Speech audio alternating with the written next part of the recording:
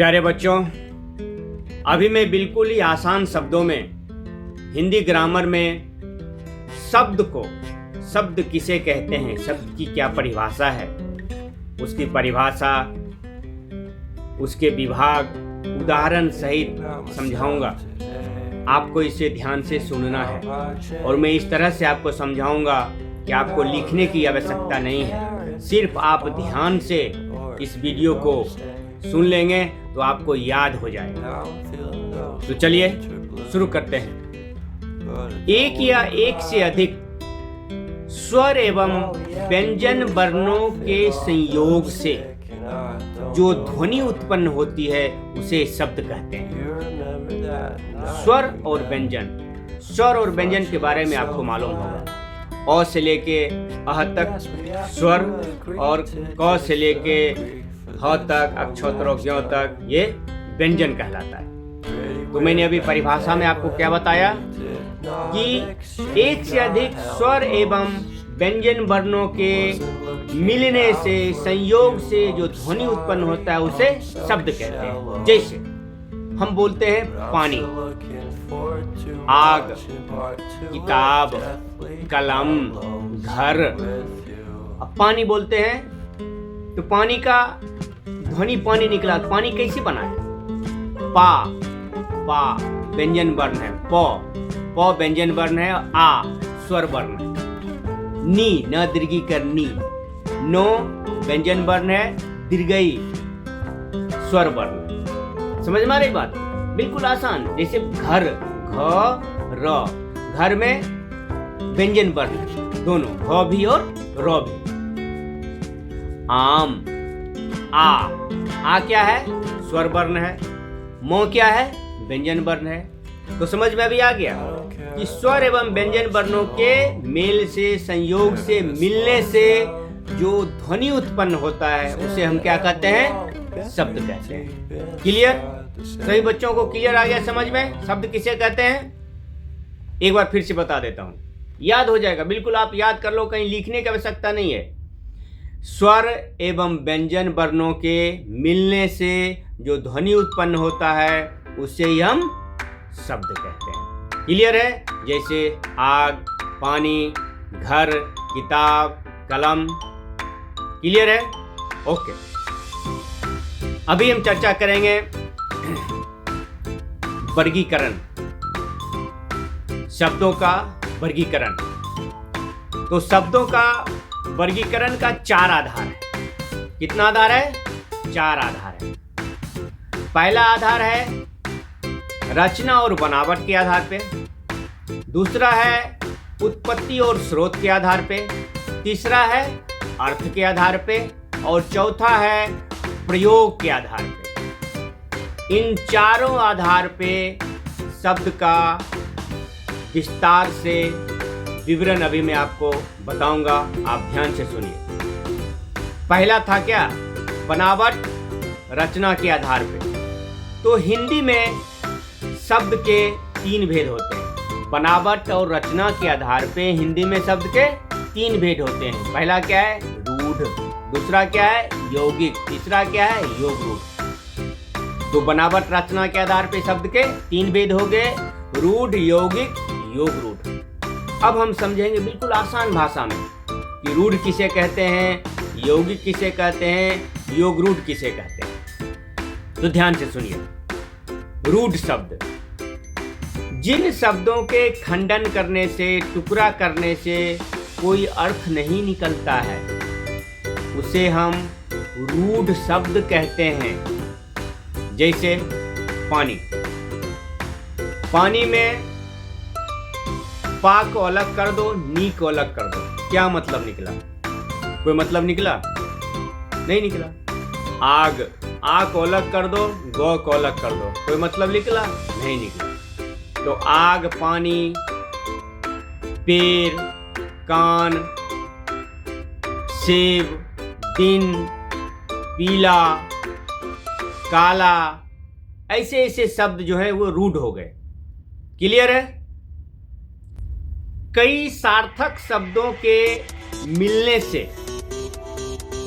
जो शब्द बनता है उसे यौगिक कहते हैं। यौगिक शब्दों का खंडन करने के बाद भी वो अर्थपूर्ण रहता है, अर्थपूर्ण रहता है।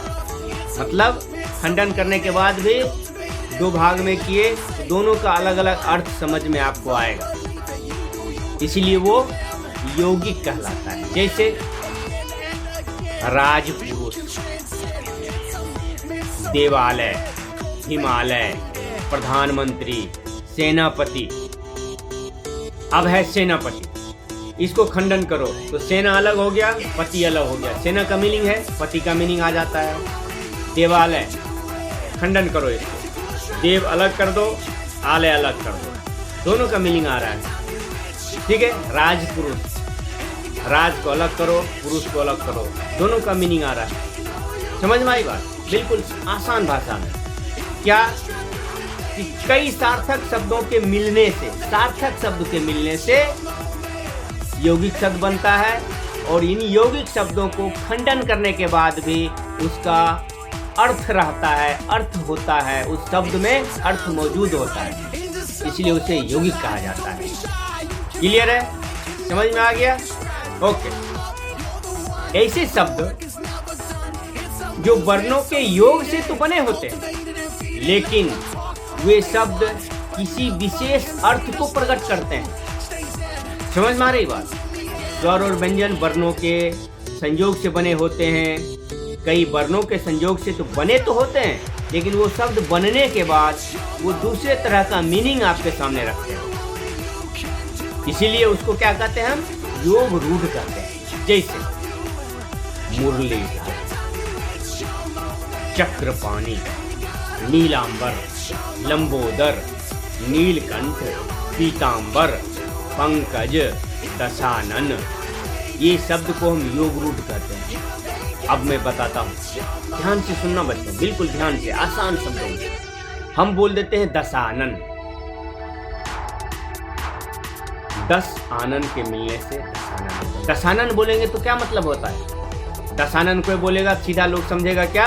रावण के बारे में बता रहा है ना। बोलेंगे मुरलीधर, कोई बोलता है ना मुरलीधर, मुरलीधर का क्या मतलब होता है?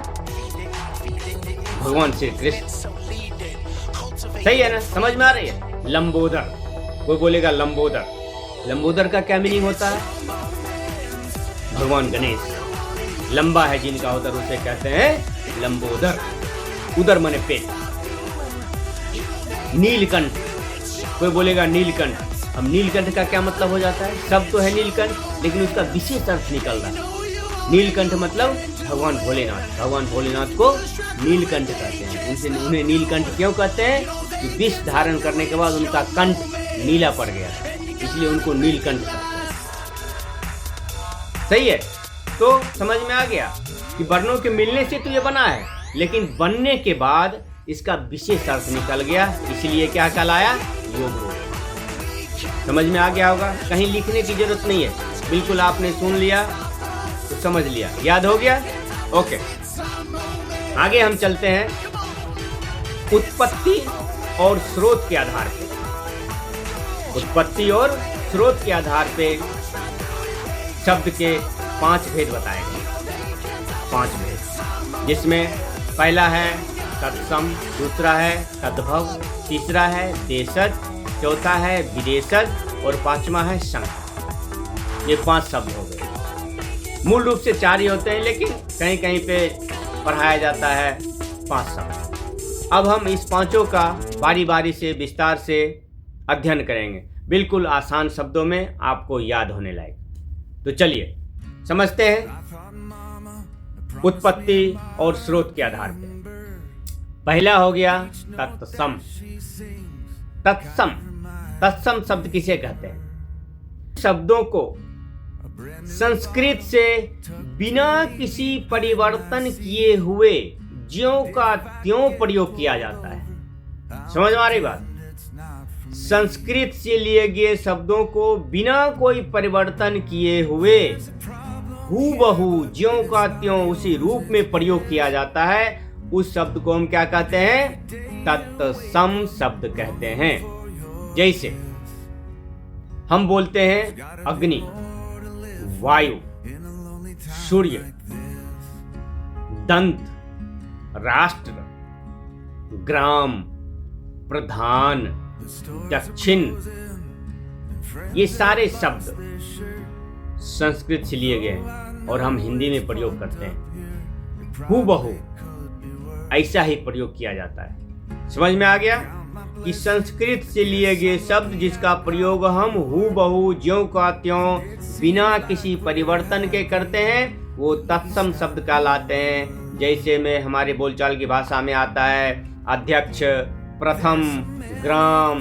दक्षिण, एकाग्र, अग्नि, क्षेत्र, वायु, रात्रि, सूर्य, राष्ट्र, दंत, कनिष्ठ, हत्या। याद हो गए? सब संस्कृत के शब्द हैं। इनको हम क्या कहते हैं? तत्सम। दूसरा शब्द है तद्भव। अब तद्भव को समझते हैं। अब हम दूसरे शब्द तद्भव को समझते हैं।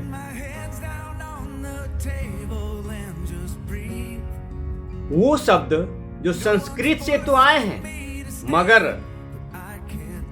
प्राकृत अपभ्रंश से गुजरने के कारण परिस्थितियों के रूप में परिवर्तित हो गए और हम उसका यूज करते हैं, उपयोग करते हैं, बोलने में, लिखने में उपयोग करते हैं।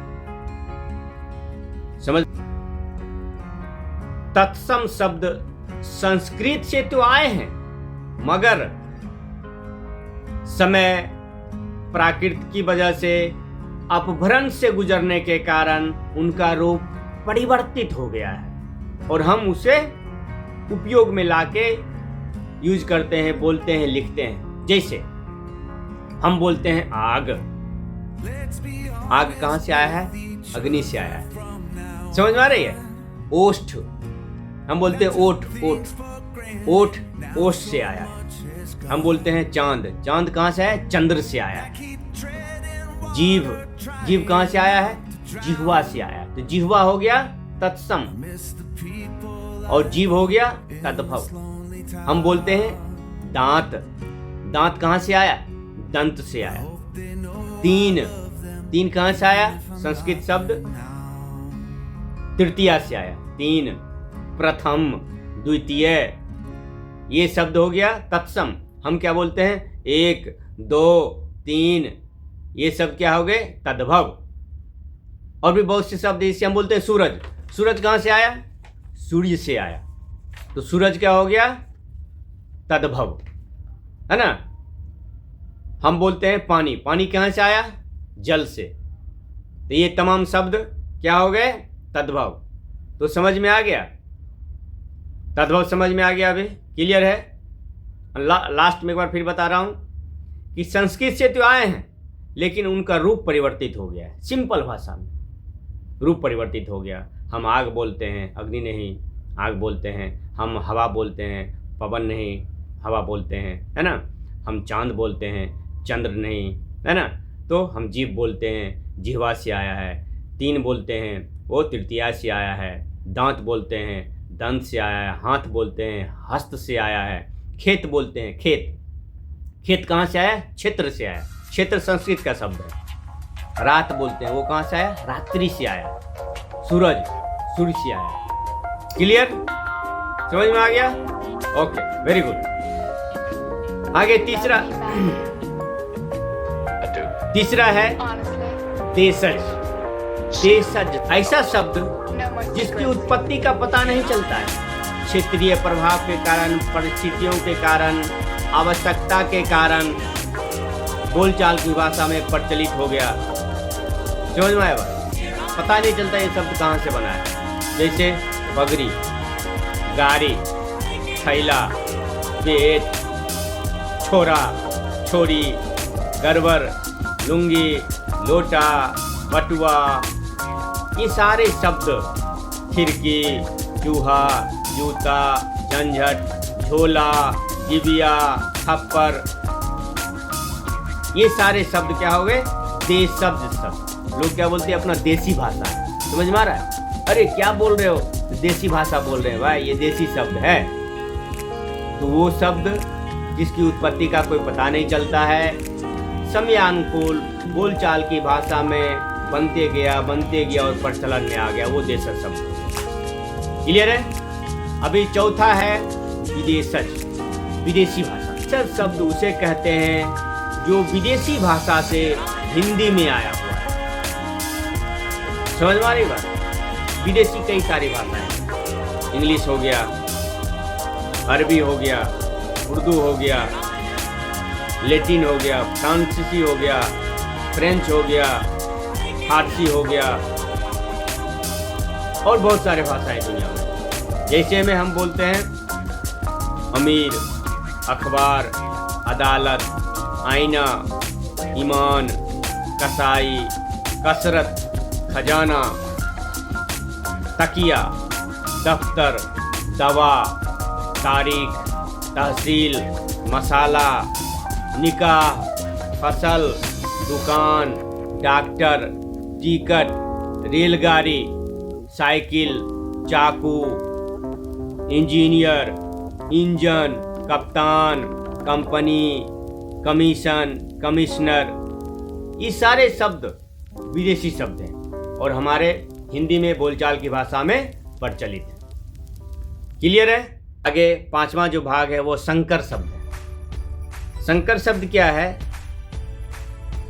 दो भाषाओं को मिला के, समझ में आ रही बात? ध्यान से सुनना बच्चों। दो भाषाओं को मिला के जो शब्द बना है उसे हम संकर शब्द कहते हैं, है ना? जैसे टिकट घर, रेलगाड़ी, छायादार, सीलबंद, जांचकर्ता। अब बोलते हैं हम टिकट घर।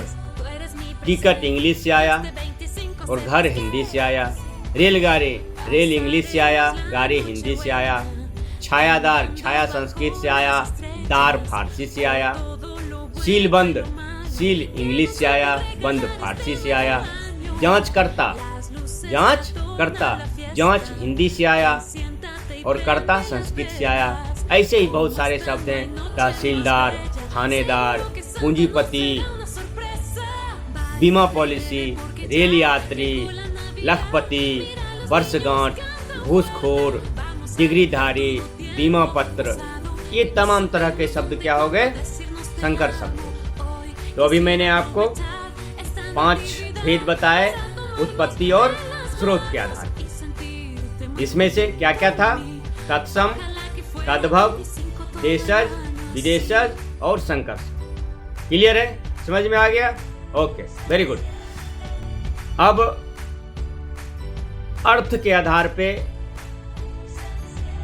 शब्दों के जो भेद हैं वो बताता हूं, ध्यान से सुनना। अर्थ के आधार पे शब्द के 6 भेद बताए गए। कितने? 6। सार्थक शब्द, निरर्थक शब्द, एकार्थी शब्द, अनेकार्थी शब्द, पर्यायवाची शब्द, विलोम शब्द या उल्टा शब्द। क्लियर है? अब सार्थक शब्द किसे कहते हैं? जिन शब्दों का कुछ ना कुछ अर्थ हो, मीनिंग निकले, उसे हम सार्थक शब्द कहते हैं। जैसे हम बोलते हैं रोटी, पानी, मीनिंग निकल रहा है। रोटी मतलब हमारे समझ में आ जाता है, पानी मतलब हमारे समझ में आ जाता है। क्लियर है?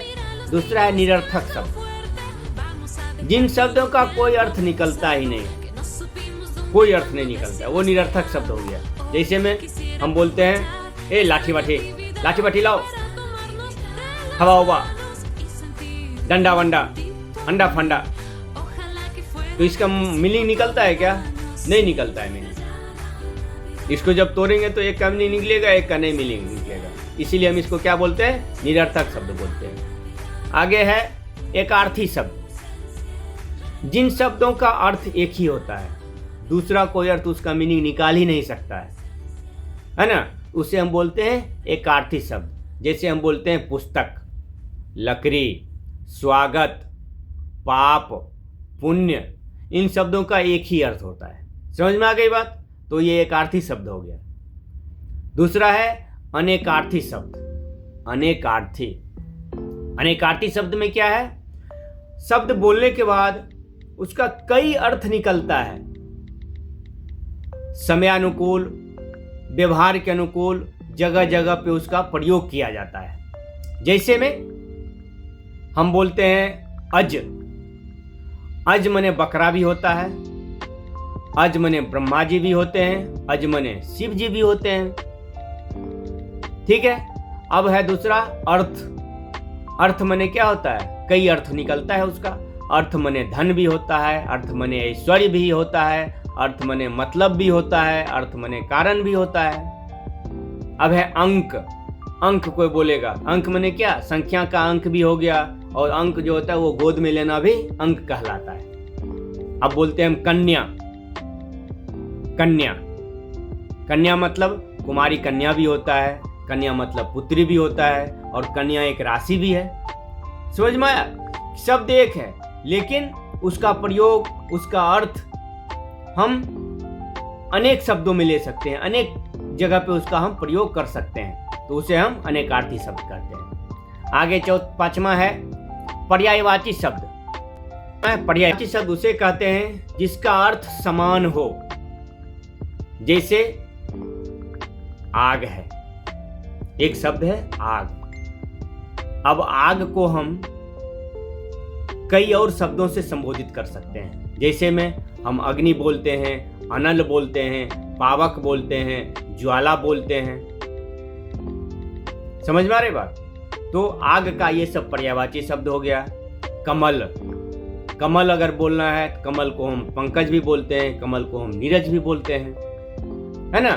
पानी, पानी नीर भी बोलते हैं, जल भी बोलते हैं, सलील भी बोलते हैं। सूर्य, सूर्य को हम पर्यायवाची शब्द में क्या क्या बोलते हैं? रवि बोलते हैं, सूरज बोलते हैं, दिवाकर बोलते हैं, प्रभाकर बोलते हैं, आदित्य बोलते हैं। तो क्लियर हो गया पर्यायवाची शब्द। छठा है विलोम शब्द। विलोम, विलोम मतलब उल्टा शब्द। जैसे मैं तुम्हारे सामने बात कर रहा हूं, अभी कोई हमारे पीछे में आके बात करना शुरू कर देगा तो उल्टा हो गया, है ना। तो विलोम शब्द माने उल्टा शब्द। तो जिन शब्दों का विपरीत अर्थ रखने वाला हो, जो शब्द शब्दों का विपरीत अर्थ रखने वाला हो, उसे हम उल्टा शब्द बोलते हैं। जैसे जड़ चेतन, झूठ सच, मान अपमान, आगे पीछे, बड़ा छोटा। समझ में आया बात? अब जड़ और चेतन, एक शब्द है जड़ चेतन। जड़ मने मूर्ख, चेतन मने ज्ञानी। झूठ सच, झूठ मने झूठ बोलना, उसी के साथ सच लगा हुआ मतलब सच बोलना। माने दोनों शब्द है, दोनों का विपरीत बता रहा है एक एक का। मान अपमान, मान मने किसी का सम्मान करना, अपमान मने किसी का सम्मान नहीं करना, उसके साथ दुर्व्यवहार करना, है ना। आगे पीछे, मैं तुम्हारे आगे हूं, कोई हमारे पीछे आ जाएगा। बिल्कुल उल्टा बता रहा है ना, विपरीत बता रहा है ना। समझ में आ गया विलोम शब्द।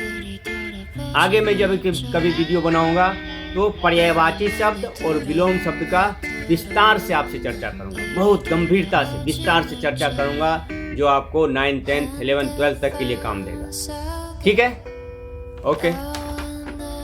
प्रयोग के आधार पे शब्द के 8 भेद होते हैं। उन 8 का नाम क्या है? संज्ञा, सर्वनाम, विशेषण, क्रिया। क्रिया विशेषण, संबंध बोधक, समुच्चय बोधक और विस्मयादि बोधक, ये 8 हो गए। अब इस 8 को बहुत ही आसान भाषा में परिभाषा और उदाहरण के साथ समझेंगे, बिल्कुल आसान भाषा में, कहीं लिखने की जरूरत नहीं है। मैं आपको इस ढंग से बताऊंगा कि आप सुनेंगे तो आपको कंठस्थ हो जाएगा। ठीक है, तो सुनिए। से किसी व्यक्ति, वस्तु, स्थान, भाव या जीव के नाम का बोध हो, उसे हम संज्ञा कहते हैं। जैसे राम, दूध, पटना, बचपन, घोड़ा, कुत्ता आदि आदि। इस शब्द में क्या है? राम है। राम से क्या मतलब होता है? किसी व्यक्ति का नाम है। दूध मतलब कोई वस्तु का नाम है। समझ में आ रही बात?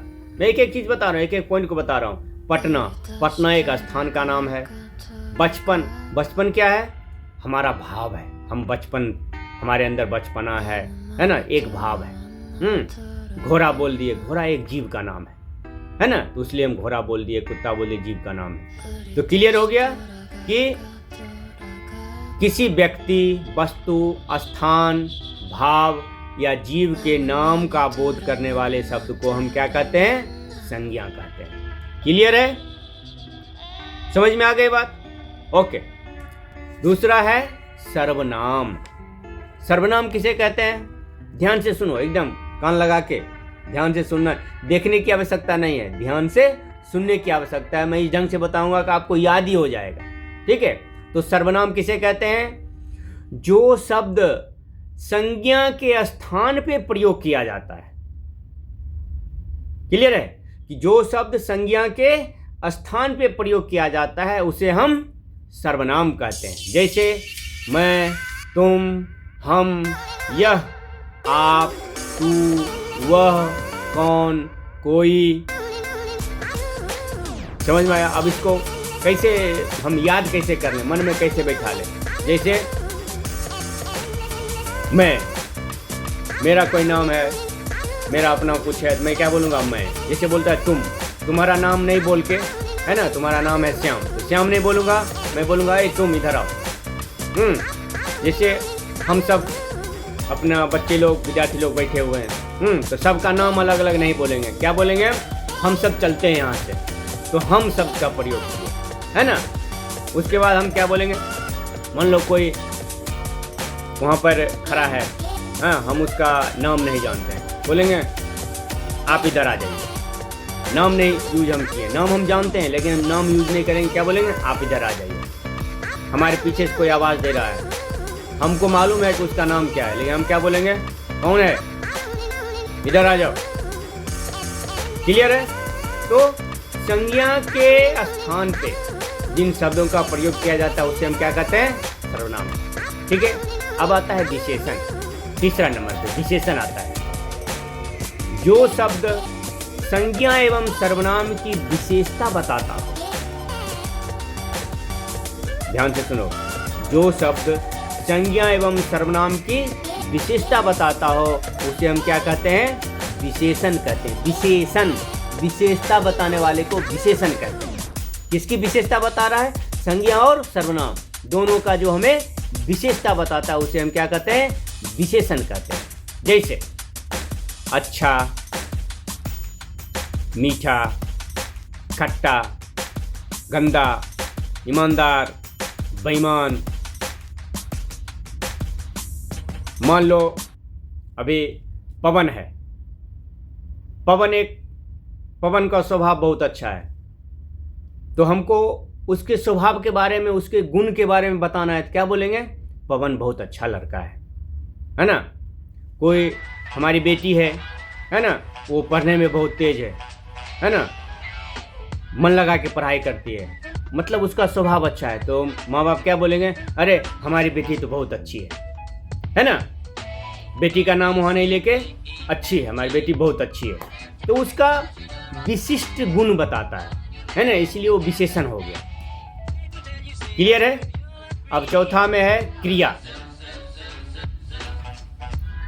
जिन शब्दों से किसी कार्य का होना या करना प्रकट होता है, किसी कार्य का, किसी काम का होना या करना प्रकट होता है उसे हम क्रिया कहते हैं। सिंपल भाषा में जैसे हम बोलते हैं पढ़ना, लिखना, खाना, खेलना, कूदना, दौड़ना, हंसना।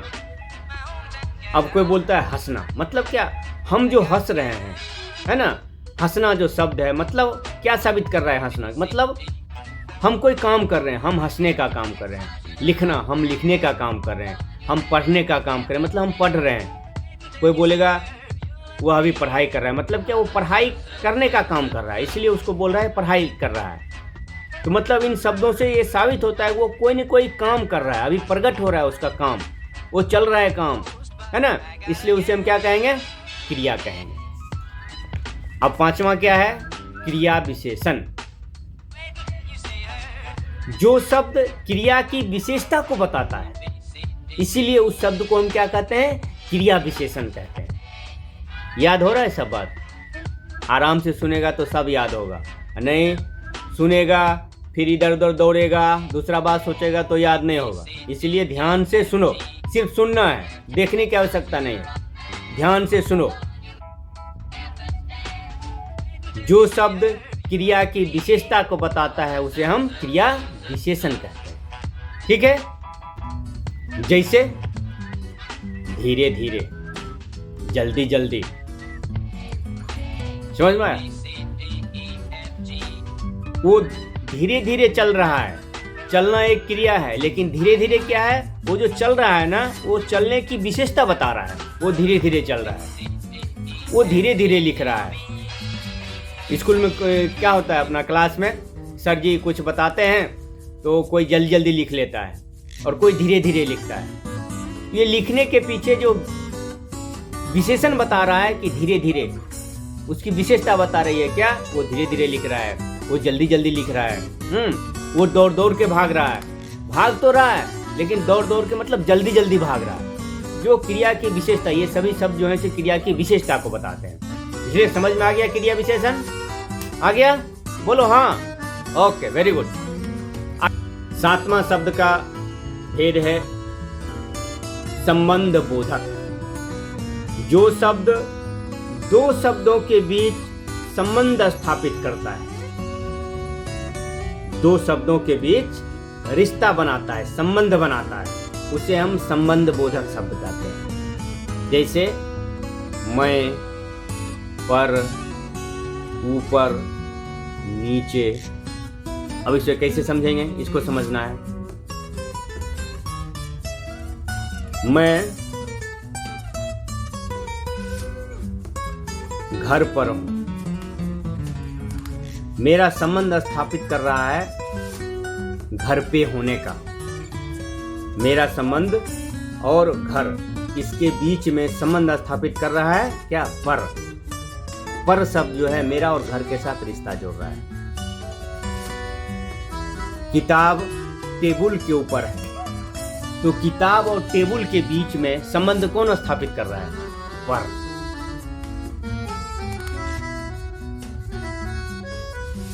लोटा नीचे पड़ा हुआ है, तो लोटा और पड़ा हुआ के बीच में संबंध कौन बना रहा है? कौन बना रहा है? नीचे। लोटा नीचे पड़ा हुआ है, लोटा पड़ा हुआ है, कहाँ पड़ा हुआ पता नहीं है, उसमें एक शब्द जोड़ देंगे नीचे, तो दोनों शब्द मिला के संबंध बना दिया कि लोटा नीचे पड़ा हुआ है। समझ में आ गई बात? क्लियर? दो शब्दों के बीच संबंध जो बना दे, हाँ, और एक अर्थपूर्ण वाक्य बना दे, वो हो गया संबंध बोधक शब्द। ठीक है? सातवां है समुच्चय बोधक शब्द। जो शब्द वाक्यों या शब्दों को जोड़ता है, वाक्यों या शब्दों को जोड़ता है, उसे हम समुच्चय बोधक शब्द कहते हैं। जैसे और, तथा, या, लेकिन, क्योंकि।